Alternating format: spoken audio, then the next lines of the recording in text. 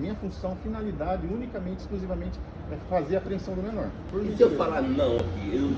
Lindezas, bem-vindos ao Tato Juris, eu sou o João e vou te falar que a busca e apreensão de menores é real, ela existe. E eu digo isso porque a expressão busca e apreensão é muito mais comum, muito mais utilizada se referindo a objetos, sejam eles de valores monetários, como carros, joias, dinheiro, como também os de importância processual, como por exemplo documentos que vão servir como provas. Por outro lado, quando a gente se refere a alguma pessoa, é muito mais comum a gente ouvir falar de mandado de prisão ou então da condução coercitiva. O lobista Marconi Albernaz Faria descumpriu decisão do Supremo Tribunal Federal e não compareceu ao depoimento. Senadores se irritaram e pediram a condução coercitiva dele. Por isso que a expressão busca e apreensão utilizada para crianças menores de idade pode deixar algumas pessoas surpresas, tanto no dia a dia quanto na faculdade. E essa possibilidade era muito mais evidente lá no Código de Processo Civil de 73, que diz lá de forma bastante clara: o juiz pode decretar busca e apreensão de pessoas. Porém, como esse código está fora de uso, o novo Código de Processo Civil, o de 2015, traz lá no seu artigo 536 e no parágrafo 2º também essa possibilidade, só que de uma forma um pouco mais rebuscada, por assim dizer. Veja, no cumprimento de sentença, da obrigação de fazer o quê? Tirar a criança da pessoa A e entregar para a pessoa B. O mandado de busca e apreensão de pessoas. Então essa possibilidade continua existindo, só que se a pessoa que estiver lendo o novo Código de Processo Civil não prestar atenção, pode até passar batido. Nunca nem vi, não. E atenção aqui, ainda neste artigo e neste parágrafo, note que o final do parágrafo 2º, ele é bastante importante, no qual diz que será cumprido por 2 oficiais de justiça, observando-se no que for necessário o artigo 846, caso haja necessidade de arrombamento. E por que existe essa previsibilidade? Sei lá. Porque geralmente a situação é complicada. Os adultos envolvidos geralmente colocam o seu próprio ego acima do bem-estar da criança e aí acaba virando uma confusão generalizada. Por isso que muitas vezes, na hora de fazer a execução do mandado de busca e apreensão do menor, geralmente estarão presentes 3 figuras muito importantes: o próprio oficial de justiça com o mandado em mãos, o advogado da parte que está recebendo a criança, ele vai lá para conferir se está tudo ocorrendo da forma que deveria ocorrer, a criança sendo entregue em bom estado de saúde, junto com todos os seus documentos. E é aí que a coisa fica um pouco complicada. Isso me deixa nervoso. É necessário também a presença de uma força policial. Sim, é preciso essas 3 figuras para buscar a criança, porque sem elas, a situação seria ainda pior do que com elas. Por exemplo, vou apresentar para vocês um vídeo agora de 1 minuto e meio, que vai exemplificar essa situação. Caso vocês queiram ver os quase 20 minutos de confusão, o link vai estar na descrição do vídeo. Olha só. Sou um oficial de justiça aqui do fórum. Foi expedido um mandado em caráter de liminar, urgência, para fazer a busca e apreensão. A finalidade, busca e apreensão do menor Oliveira, entregando a genitora. O menor se encontra no local? Não está? Não. Cadê a mãe dele? A mãe dele tá esperando. Não, mais lá para frente. Não recebi nada, não fui citado para defesa. Mas a ordem tem que ser cumprida. Então o problema dela vir aqui, na verdade não é necessidade. Né? Não é necessidade, né? É para evitar conflito. Exatamente. Para evitar conflito. Digamos que ele fala que ele não quer ir. Mesmo assim, a ordem judicial tem que ser cumprida. Eu sou advogado, estou acompanhando Peraí. a diligência. Peraí. A minha função, finalidade, unicamente, exclusivamente, é fazer a apreensão do menor. E se eu falar não aqui? A gente vai derrubar o portão e a gente vai entrar. Ah lá, a criança tá ali, ó. Ah, tá ali. Eu não vou entregar a Se ele tá falando que amanhã o senhor não vai entregar para ele, eu vou falar com o delegado de plantão, ele vai autorizar, ele vai fazer arrombamento. Não é isso que a gente quer, não é isso que a gente quer. Eu não tenho que ouvir mais o senhor, eu não tenho mais que ouvir o senhor. Tentei argumentar com o senhor, mas não tenho calma, não tenho calma. A população de Jaiense está precisando, e o senhor está dificultando um trabalho que vai ser executado. É simples assim. Você está causando isso? Não, eu não. Lógico. É uma decisão Você do vem com a juiz, polícia a guarda aqui. é minha e ele vai ficar comigo porque ele quer. Chegou. Vamos esperar só a melhor entrar no seu carro, tá bom? A gente não tem esse confronto mais. Isso aqui que a gente não queria. Isso que a gente não queria. Não precisa eu não também. fui lá na... Então, senhoras e senhores que se encontram nessa situação de dividir guarda, de deixar o filho com um, deixar o filho com o outro, deixem o seu próprio orgulho de lado, pensa no bem-estar da criança, porque caso contrário vai ser uma passagem só de ida do mandado de busca e apreensão para a terapia. Então não use a criança como justificativa, como campo de batalha para ficar tretando com a outra pessoa que você já não gosta mais. Pegou a visão, arrombado? Então vamos ver agora quais são as situações em que é possível a aplicação da busca e apreensão de menores. E o principal caso é quando a criança está com uma pessoa não autorizada. E pode ser qualquer um, pai, mãe, tio, tia, vizinho, ou seja, qualquer pessoa que não tenha guarda legal e está com a criança de forma indevida. Não vá querer também fazer uma confusão e dizer assim: Ai, o meu filho saiu com os tios e os sobrinhos pra ir no cinema. o tio tem a guarda da criança? Não. Tá de forma indevida? Você não deixou ele ir com os primos e os tios no cinema? Não deixei. Tá de castigo porque tirou nota ruim em matemática, sei lá. Não é um caso desses que vai exigir a aplicação da busca e apreensão de menores. Existe aí uma espécie de bom senso, né? Não vem querer causar aqui no meu exemplo.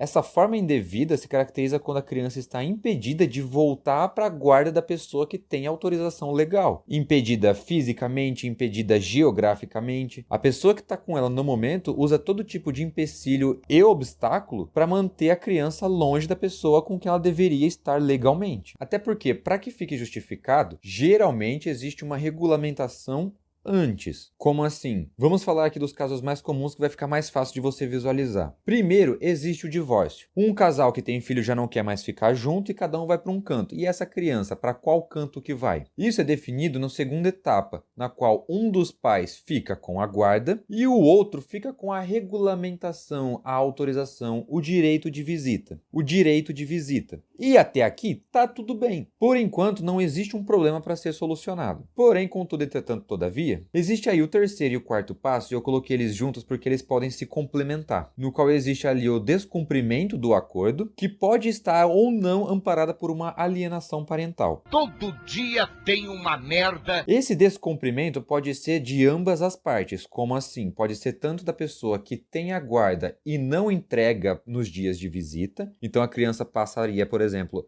segunda a sexta com um e aos finais de semana com o outro. Chega o final de semana, esse que tem a guarda não entrega. Lembrando que isso aqui não é uma única vez, tem que ter uma recorrência, é necessário frequência, tornou-se um hábito, porque claro, pode acontecer da criança ficar doente, ficar indisposta, ou naquele final de semana ter uma viagem para visitar os pais, os parentes desse pai ou dessa mãe em questão. Então não é porque ficou um final de semana sem ser entregue que vai virar esse pandemônio, não. Você entendeu, velho? Mas também pode acontecer da pessoa que vai receber a criança no final de semana e não devolve. Chega o final do domingo e por diversas vezes, por diversos motivos, a criança não é devolvida, até que chega um ponto em que a pessoa que deveria estar com ela, seja de segunda a sexta, seja de final de semana, não tem mais contato nenhum com essa criança. Então a situação vai ficando cada vez mais complicada, ao ponto de chegar no quinto e último passo, que é a busca e apreensão. É só depois de toda essa confusão que isso vai acontecer. Então note que essa busca e apreensão é a última a ser recorrida. É a última opção. Ah, e a criança não veio pra mim esse final de semana. Senta, conversa, vê o que aconteceu. Por que essa criança não veio? Ah, ele não me devolveu depois do final de semana. De novo, senta, conversa, vê por que essa criança não foi devolvida. E assim por diante. Porque como vocês viram no vídeo anterior, o pau quebra, a criança vê tudo aquilo, sente tudo aquilo, escuta tudo aquilo, e aí vai ter o pai falando mal da mãe, vai ter a mãe falando mal do pai, vai ter os tios se intrometendo, os avós, e vira aquele caos que vocês viram ali. Então percebam que para chegar a esse ponto, os adultos envolvidos estão muito mal resolvidos. Eles que vão precisar de uma baita terapia também. É verdade. E uma observação importante aqui. Quando falamos da guarda, pode ser que dependendo do caso apareça duas expressões. Guarda de fato e guarda legal. A de fato é aquela em que não há uma decisão judicial, existe mais ou menos um acordo boca a boca, ou um que foi induzido pela rotina. Não existe um documento formalizando a situação. Ah, a criança foi ficando com os avós, foi ficando com os tios, foi ficando com o pai ou com a mãe. E a outra pessoa foi deixando, foi largando. Ah, tá bem cuidada lá com os tios? Fica lá. Ah, tá bem cuidada com a mãe? Fica lá. E assim por diante. Já a guarda legal é aquela em que existe a decisão judicial, existe a formalização, existe o documento dizendo de forma oficial quem é o responsável pela guarda dessa criança. Essa daqui é muito importante quando, por exemplo, a criança fosse matricular numa escola e quem cuida dela não são seus pais biológicos. Os tios, os avós, têm que ter essa autorização justamente para formalizar a inscrição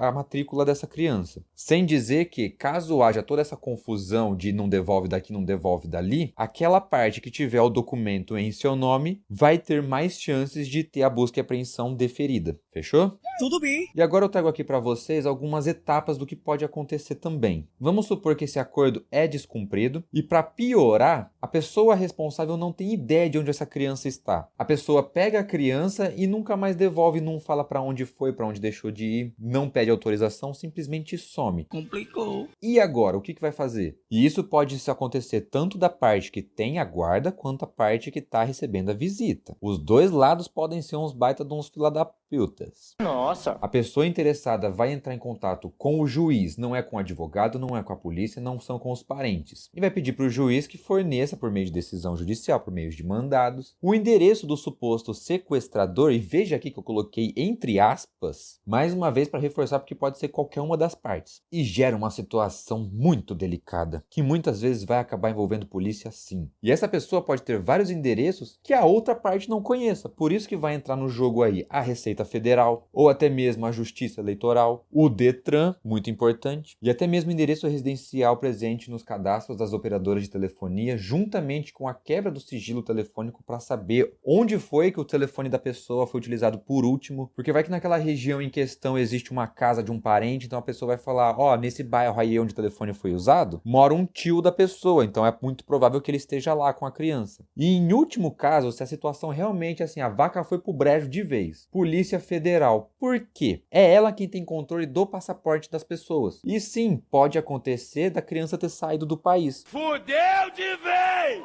A pessoa que estava com ela diz, vamos pra Disney. E eles vão. E nunca mais voltam. Esse daí não vai cooperar. E toda essa galera aqui, eles meio que têm uma espécie ali de convênio com a justiça. E assim, por esse fato, as suas decisões, as suas respostas, principalmente se o pedido for em caráter liminar, em caráter de urgência, afinal de contas a criança sumiu, pode ser que a resposta do juiz venha mais rápido. Relativamente mais rápido. Né? Que a justiça aqui no nosso país é ágil e rápida na velocidade da luz. De fato, eu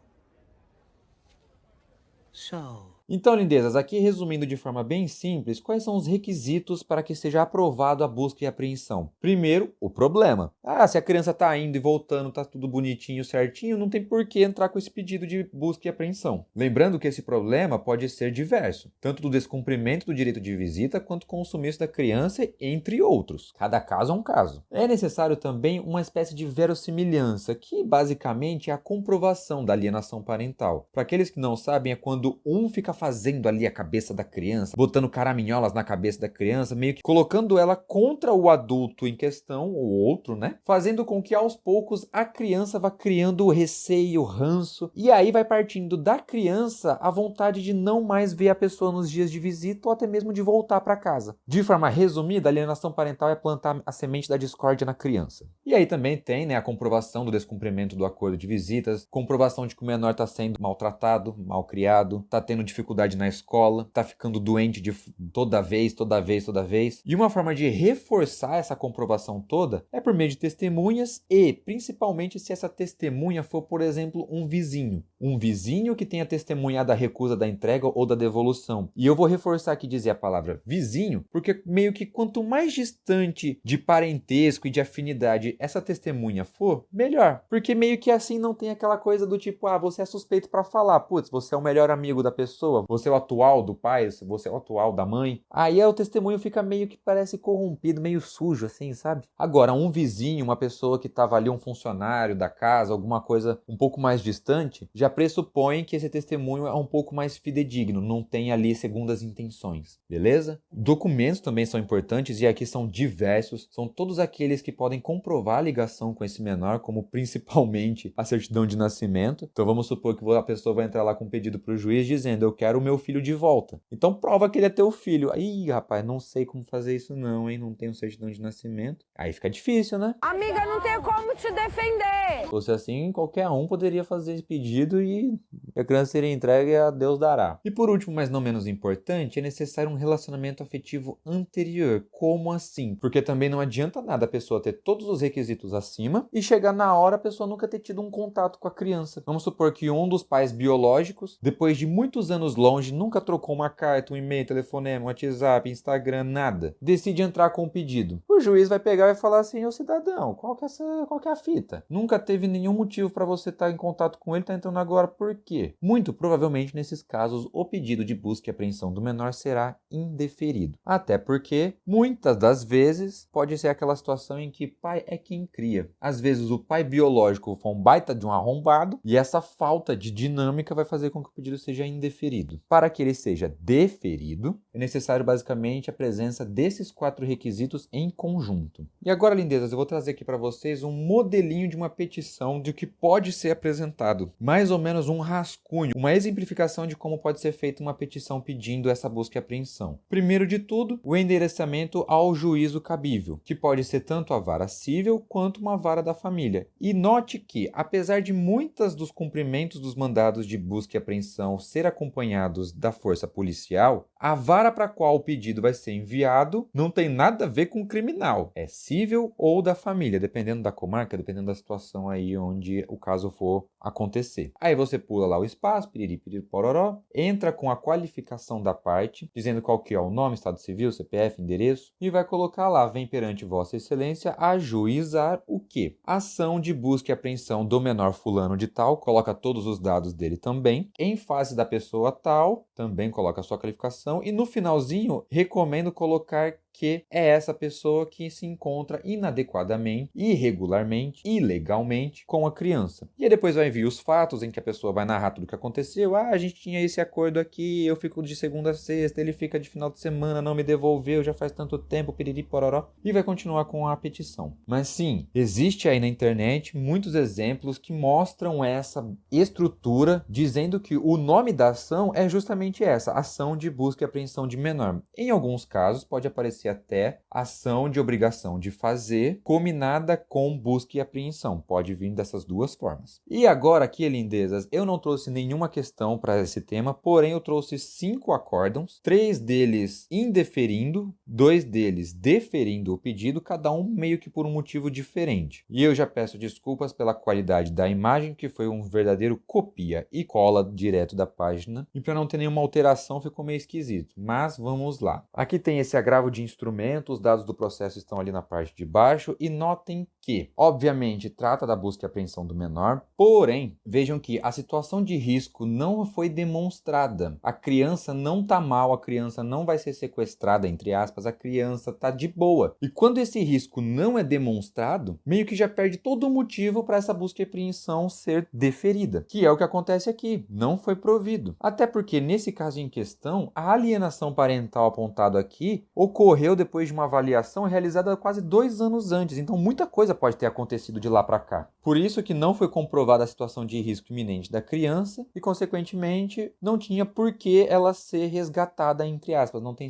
por que ela ser buscada e apreendida. Vejam que neste caso em questão, o ponto principal aqui foi o bem-estar da criança, que aparentemente estava tudo ok. Então a pessoa que estava pedindo disse que ela estava passando mal, que ela estava sofrendo, entre aspas, e toda essa situação não foi comprovada, beleza? Já este outro caso aqui, os dados do processo estão em azul na parte de cima, mais uma vez sobre o tema, e aqui também foi indeferido. O que me chamou a atenção nesse caso aqui para trazer para vocês foi a não comprovação pela autora dos fatos narrados, e esses fatos narrados podem ser diversos. A criança está indo mal na escola, a criança está ficando muito doente, a criança me disse que não quer ficar com o pai, e sim, com o pai. Vejam aqui que o laudo da assistente social foi favorável em fazer com que a criança fique na guarda do pai. Geralmente, muito se diz por aí, que na verdade é a mãe quem deveria ficar com a criança, assim como a gente viu no vídeo mostrado lá no começo. E esse caso vem para reforçar mais uma vez o que eu disse. Os dois lados podem causar o caos na vida da criança. tanto o pai quanto a mãe, beleza? Já este outro caso, vejam que, mais uma vez, foi negado, porque aqui o menor estava sendo cuidado pelo pai desde 2011. Aconteceu uma fatalidade, o pai morreu, porém, essa criança foi sendo cuidado pelo seu irmão mais velho. E esse caso é um ótimo exemplo da falta de relacionamento afetivo anterior. Olha só aqui o detalhe. A apelante se encontrava afastada do filho, então ela ficou tanto tempo longe que não fazia o menor sentido ela ter a guarda da criança, mas sim, no caso aqui, o irmão mais velho, muito provavelmente maior de idade, já com condições de cuidado dele e do próprio irmão, até porque a rotina da criança não foi alterada. Então este é um caso em que é necessário não só comprovar verossimilhança, problema, documentação e tudo mais, mas também relação afetiva anterior, o que não foi o caso e ensejou no não provimento da busca e apreensão do menor, que estava com o irmão mais velho. Fechou? Agora nós temos esse outro caso aqui, no qual a situação vai ficar um pouco diferente, porque apesar de ser uma medida drástica e excepcional, lembre-se de que ela é o quinto e último passo dessa confusão toda, mas nesse caso em específico, foi comprovado nos autos do processo que a menor se encontrava numa situação de... dá até ruim de ler, tá aqui, lê aí, não vou ler não. E nessa situação fica mais do que evidente a necessidade dela ser retirada da pessoa com quem ela está, ou seja, por meio da busca e apreensão da infante.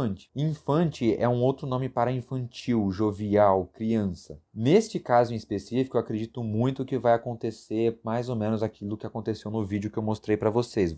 Vai ser necessária a presença dos oficiais de justiça, do advogado e também da força policial, infelizmente. Mas aqui, sendo comprovado que o bem-estar da criança não está sendo cumprido, a busca e apreensão do menor será deferida. Já o último caso é um pouquinho mais complexo porque no começo do processo foi pedido essa busca e apreensão, só que ela foi indeferida. Aí a pessoa entrou com o recurso, entrou com esse agravo de instrumento pedindo para falar, autoriza lá, velho. Até porque o menor foi levado para outro estado sem autorização. Não pode, tá errado isso aí, tio. Como é que vocês indeferem lá no comecinho se a criança foi levada sem autorização? Esse recurso aqui tá vindo para mudar isso. Tanto que ao ser analisado esse recurso, foi percebido os requisitos que autorizam a busca e apreensão e por isso ela foi deferida neste caso. Detalhes do processo também estão aí na parte de baixo. E lindezas, por hoje é só. Espero que tenham entendido, espero que tenham percebido que é uma situação extremamente drástica, é o último recurso, então tentem evitar ao máximo chegar nesse ponto. Se esse vídeo aqui facilitou ou não o seu entendimento, deixe aqui nos comentários. Se você conhece algum caso complicado ou facilmente resolvido aqui, que exigiu ou não a situação da busca e apreensão, deixe aqui nos comentários, bora trocar uma ideia. E se você quiser ver algum outro tema resumido aqui, deixe também nos comentários. Vamos bater um papo e depois deixe o like no vídeo, se inscreva no canal e ative o sininho para ficar por dentro de conteúdos, comentários e mais resumos feitos aqui para vocês.